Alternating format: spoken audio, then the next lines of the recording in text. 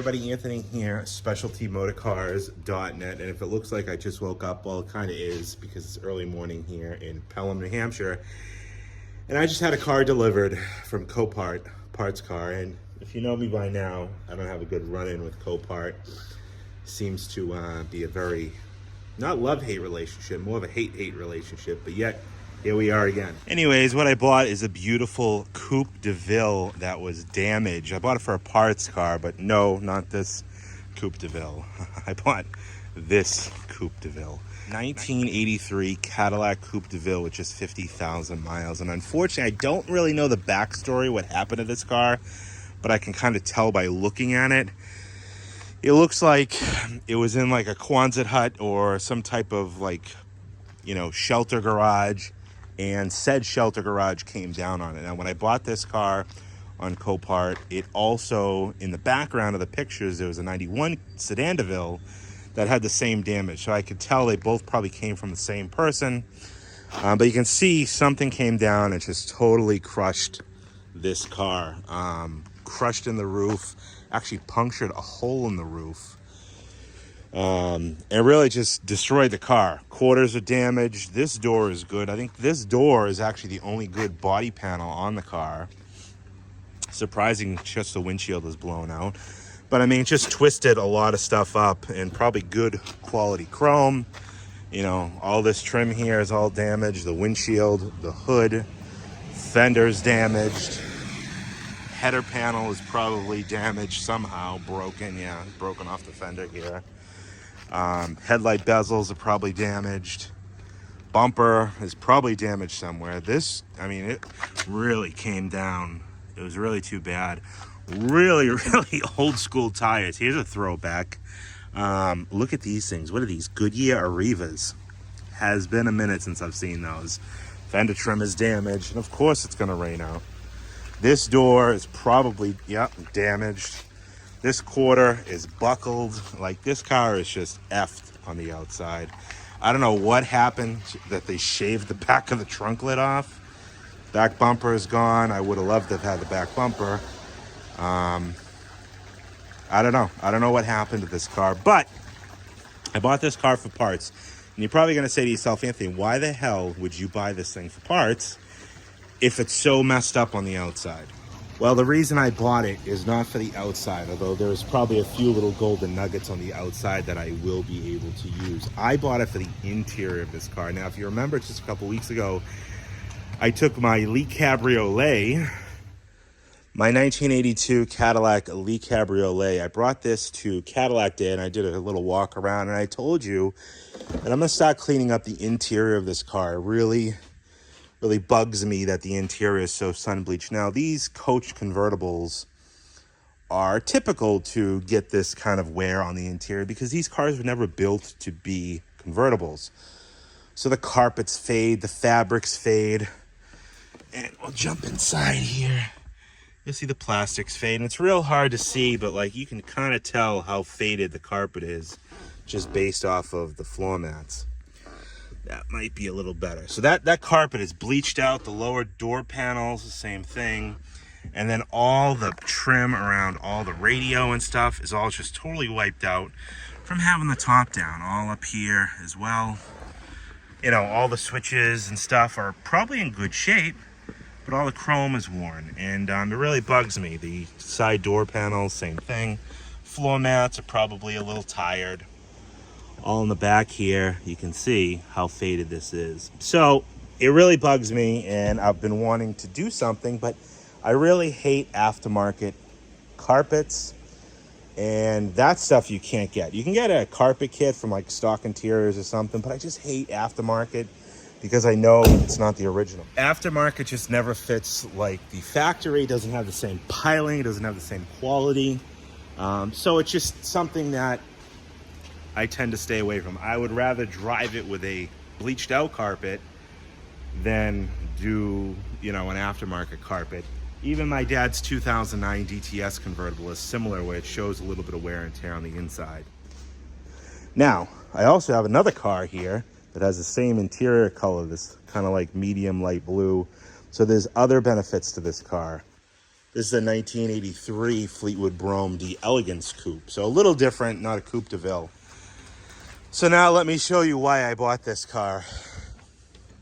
Now the interior of this car, obviously it's not triple white, but the blue carpeting, blue floor mats, look at how beautiful. It's a 53,000 mile car. Look at how beautiful the carpeting is in this car. Very, very little to no fade. Obviously, we got a little bit of a pool going over there. I think because the roof is leaking. Yeah, we'll have to get that buttoned up. Get that extracted out. But super nice interior. I'm going to basically take the carpet out of this car. The carpet, probably the seatbelt covers, door sills. I'm going to try to figure out a way to incorporate these lower door panels onto my door panels. Because mine have a white upper. I'm not going to put the blue upper in here. It's got beautiful armrests. All the switch plates and bezels are in great shape. Power seats work. Unfortunately, the seats aren't really usable for me. Beautiful leather wrapped wheel, the horn pad, all the chrome. I'm hoping the dash pad isn't damaged. I don't need a dash pad, but it'd be nice if it was good because that's a pretty pricey item. So I'm gonna bust out the vacuum and try to vacuum some of this out so I can get a better look before I kind of really go crazy. But what I have to do is try to get this car running. Now, Copart sold it to me like they sell everybody everything as a running and driving unit.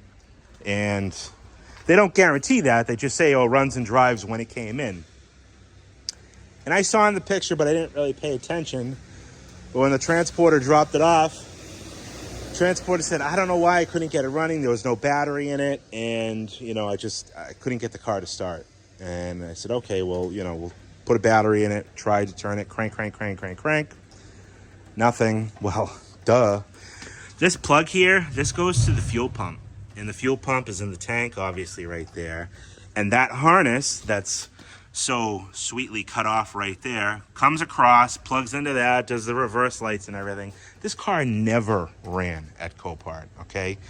So for them to say, oh, running and driving unit, yeah, that's just Copart for you. You know what? That's just, we live with it. It is what it is, unfortunately. So I got to figure out the wiring harness here and which plugs are alive and are supposed to go to this harness so we can get this thing started. I really do think it's going to start. And take a look at the engine in this thing. I know you're going to be like, oh, it's a 4100, Anthony. But look at how nice this thing is. Beautiful. It's just everything. It's clean. I mean, I haven't heard it run, but just look how nice it is. It's got original GM belts on it. Air cleaners, super nice. All the AC components. This is the other reason I bought this car. Now, I don't need a spare 4100. But if I got a nice, good running one, you bet I would take it out and keep it. So I bought this car for the engine, driveline, and the interior. Now you're going to ask yourself, what did I pay for this thing? Well, I'm going to tell you by the end of this video, and you're going to think I'm absolutely out of my mind. So what I got here is the 1984. I dug through all my books, and I have chassis, wiring harnesses, ground body. I don't know if these are all the same. Might not be. Circuit diet. No, they're not. Okay. Eldorado body. We don't want Eldorado. Oh, Fleetwood. That was the first one. So we're going to see. Typically, I'll use a factory service manual for something like this, but I didn't have an 84. I have an 82, but this said wiring. So I said, oh, okay, we'll take a look here. Wiring harness, rear components. I don't even know. I don't think I've ever opened these. Ooh. Hello. All right.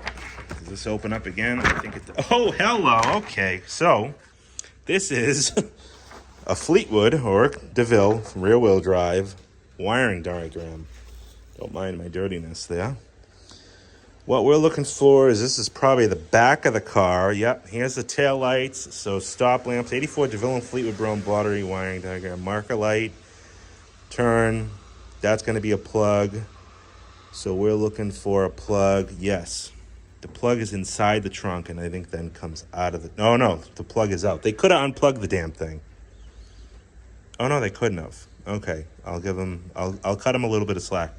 But here are the wires. We have yellow, green, brown, blue, green, pink, and black. Those come out. This is right where it's cut.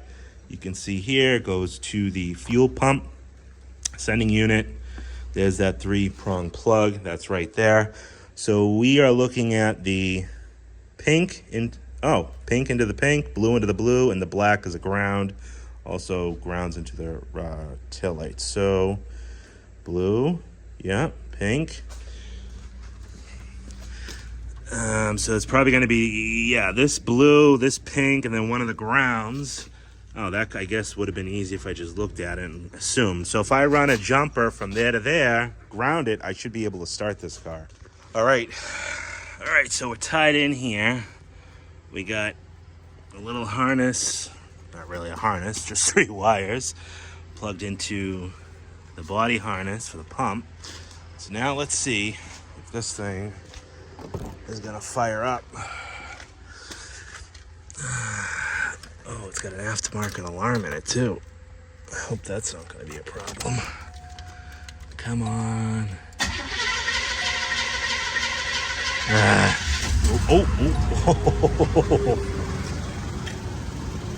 Oh, she runs.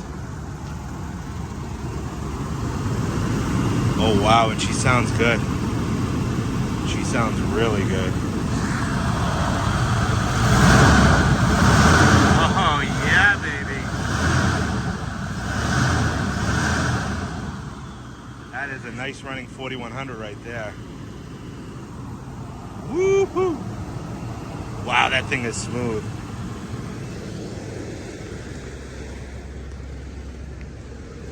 She's a runner. Low on gas, but she's a runner. Oh, she might not be low on gas, actually. It might be. Oh, no, that I tied in the sending unit, too. All right. Woohoo. Wow, she's smooth, too. She's a runner. All right, so I got all the water sucked out of the back. You can see there, I'm gonna wipe down the seats. I vacuumed out all the glass. Absolutely beautiful carpet in this car, like super, super nice. It doesn't, inside picture and video does do this justice. There was a giant pool of water stuck in the headliner here. Radio works, all the display works, like all the little pixels work. All the chrome around here is absolutely perfect. Chrome around here is nice. Climate control all works great. Fuel data.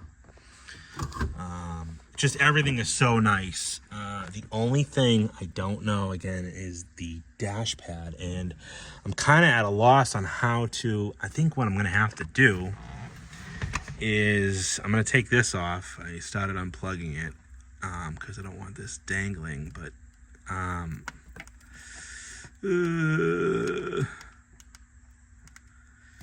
on, just cut off. I should just cut it. Okay.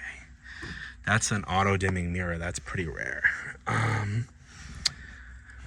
Yeah, rare for this car. But what I think I'm gonna do is put some gloves on. I don't want to be in it because I know if I push up on the glass to try to push it away from the dash pad, it's gonna just shatter and like come down on me like this.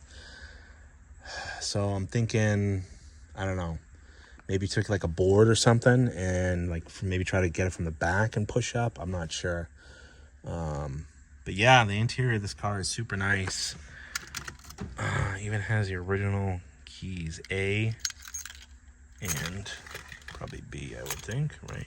A and B. Don't know what this is.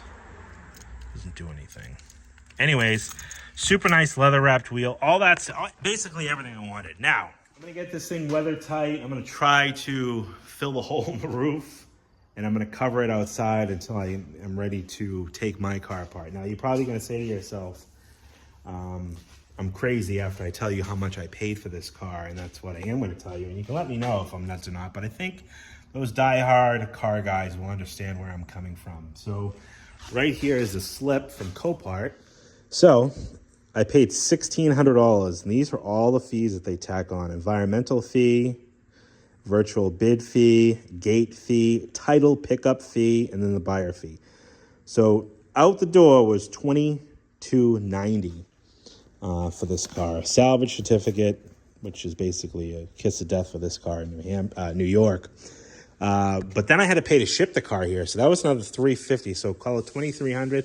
So I'm in this car for like $2,650 to get it here. So that's probably the world's most expensive carpet.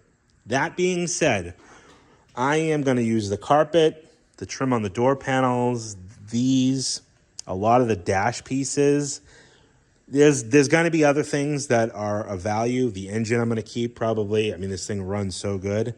The one thing that I would like to rehome, and I'm hoping somebody out there has a use for it, is this beautiful blue interior. The seats are super nice. Everything, all the trim is nice. The blue leather is super, super clean. I am going to keep the leather wrapped wheel. So if there's somebody out there that needs blue leather seats for an 80, well, like 83 to 80, 83, 84, 82, 83, 84 Coupe DeVille, let me know. I am not going to give them away, but I would also rather see somebody use them. All the other stuff, maybe the bumper, the headlights, and all that, I'll keep. It even has a good insulation pad. So all in, $2,600, $2,700. Am I nuts? Yeah, this car should have been a $500 car because it's not fixable. Anybody in the comments who says, oh, you should fix this thing is absolutely nuts. This car is just wrecked. I mean, look at how bowed out the quarter is here. I think probably from the top, putting pressure. See it bowed out there? So the car's wrecked. I mean, yeah, you could probably cut the top off and make it a convertible, but I already have one of those, and that's why I bought this to use this interior. So we'll see. Anyways, just told you I'd do some videos of me fixing up the interior of that car, and I figured this is a good start to it because this is how I'm going to start doing it. Whether I'm nuts or not, you can let me know down in the comments. Would you pay $2,600 for a carpet? Actually, I didn't pay $2,600 just for the carpet. I got the rest of the car, the engine and stuff, which is invaluable.